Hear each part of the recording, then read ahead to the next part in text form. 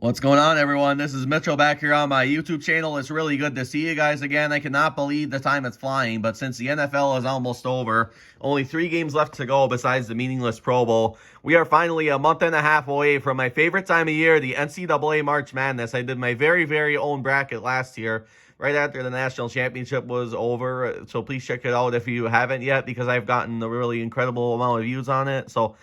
But this time I'm using Joel and Artie's updated bracketology as of this week, as of January 23rd, which is this week. So I wanted to go over it. Not do picks today, but I want to just go over how the bracket's looking. So we have a top overall seed is the current Big Ten leader, Purdue Boilermakers. And the first team out is Oklahoma, and Oklahoma was in last season, but they have them projected out this year. And then Penn State's looking for their first tournament appearance since 2001, and they have them as the last team in.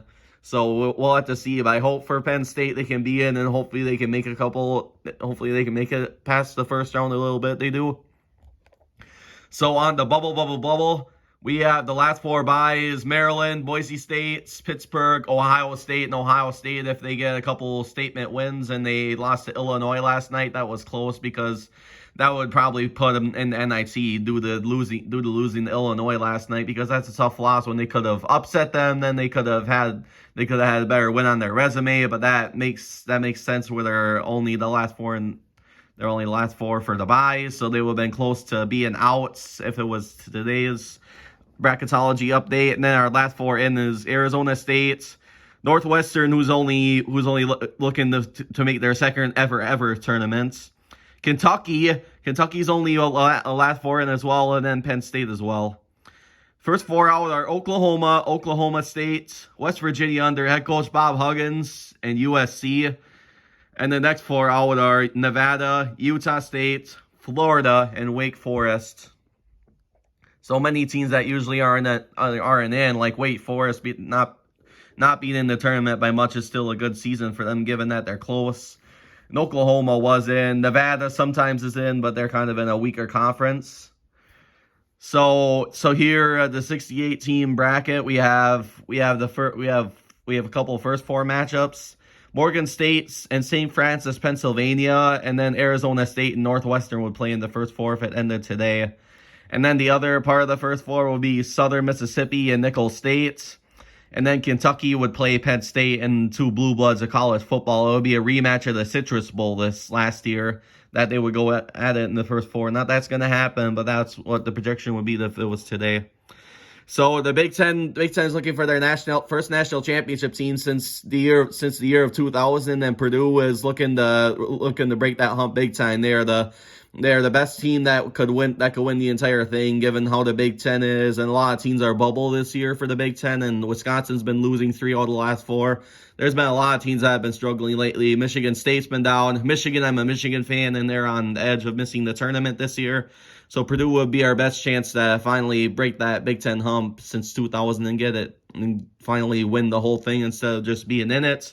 They would play Morgan State and St. Francis, Pennsylvania. Arkansas went down to an 8 against Florida Atlantic. Arkansas has been struggling in recent memory, so I'm not really surprised on that one. Duke on a really struggling note as well under head coach John Schneider is up to 5, but they could be a bubble team if they lose some really tough ones. If they get upset a couple times, they could be out of it. And then Kent State out of the MAC. Xavier is number 4 against Marshall. Michigan State moved up to a 6 seed after even though they lost on Sunday, they moved up to a 6 seed because they've won a lot of really big games this year. So that's well deserved there. And then Pittsburgh is down to 11, and they're 11th. They're looking for their first tournament appearance since 2011. Gonzaga and Eastern Washington. Eastern Washington is 14th against 3 is Gonzaga. In the Des Moines region, NC State is down to a 7th seed. Missouri is down to a 10th seed.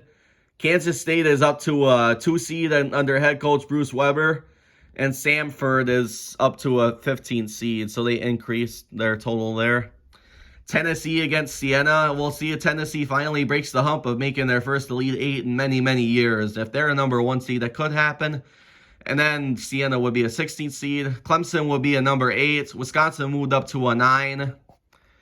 Albany No, excuse me, not Albany. Rutgers is up to a 5 after Geo Baker having a really good game against Notre Dame last year. They are looking for some revenge after losing a very big heartbreaking game to Mike Bray and Notre Dame. And Mike Bray is actually retiring after this year, so if he's not in the tournament, his last game will pretty much be in the ACC tournament then. But anyway, back to this. In the Albany region, we have them facing off VCU, which will be a very tough 12th seed. Marquette would be going against Seattle, and Marquette's been playing really, really well, and they're a good second team I like rooting for, so I'm glad they are. So they would play Rutgers the second round if they both played each other. That would be a big game to watch. The Greensboro region, Auburn is up to a 6 seed. Arizona State and Northwestern is down to an 11th seed. They're both down, but Northwestern will go up after beating Wisconsin on Monday night from a makeup game that they couldn't have on Saturday with COVID. Virginia remains at a 3. Princeton is down to a 14. Providence is down to a 7. Memphis is up to a 10. Kansas is down to a 2 because they lost to Oklahoma. They got blown out to Oklahoma last weekend. That's unreal. So that's not deserved that they have number 1 right now in that case. Next in the Kansas City region, we have Alabama, who continues their number one ranking. Their number 1 ranking against Southern Miss and Nicholls State. Iowa is down to an 8th seed. New Mexico is increased to a 9th seed. UConn is down because they lost last week. They're down to a 5 They lost to Marquette last week. They're down to 5. Penn State, looking for their first tournament bid since 2001, is tied with Kentucky to what they would be seeded at. Baylor remains a 4. Liberty remains a 13th. St. Mary's is a 6. Ohio State is up to 11. But they will go down since Illinois beat them. But for right now, they're up. Texas is up to a 3. Southern Illinois is down to a 14 seed. Illinois is down to a 7th, but will improve it after beating Ohio State next week. Boise State will be up to a 10. Arizona is up to a 2. I will have to see if they break that hump. TCU almost upset them the second round. In the one bracket out of the 7 brackets I was in, I had TCU beating them, and I almost got that crystal ball right. Houston remains at number 1 against SIU Edwardsville, who is down to a 16. North Carolina, the reigning national champion runner-ups, they were the 8th seed as well last year, and they're up to an 8th seed. So it would be the same type. It would be same type of seed if the season were to end today. So that's what Magic brings in March. But they are up to an 8th seed. Creighton is down to a 9th seed after losing last week. Indiana had a couple big wins, so they're deserving in the Orlando region to be up 1 seed. Oral Roberts stays at 12, who upset Kentucky in the 2015 NIT tournament. That would be funny if they did, even though it's a Big Ten school. TCU, as I mentioned last year, nearly beating Arizona as a 9th seed. They are up to a 4 seed now. UC Santa Barbara, who was in last year and nearly pulled out an upset, is tied for their 13th spot. Miami is down to a 6th seed. Maryland is down to an 11th seed after losing last week. Iowa State lost out as well last week, so their seeding is down as well. Colgate remains at a 14, and they gave Wisconsin the scare at Milwaukee last season, so they could be a tough 14 seed if they get back in again. And then the Sacramento region last week, we have San Diego State increasing their seed to a 7.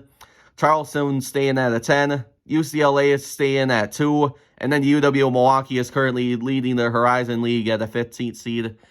Hope you all enjoyed this video, and then my next video I will just do picks for whichever bracket I decide to do between CBS or ESPN. So I'll put on the description which bracket I do for picks sometime this week when I have more time. But I wanted to go over the projection update based on what was online for the NCAA updates and be back on here again. So see you next time and have a wonderful rest of your Wednesday. Bye.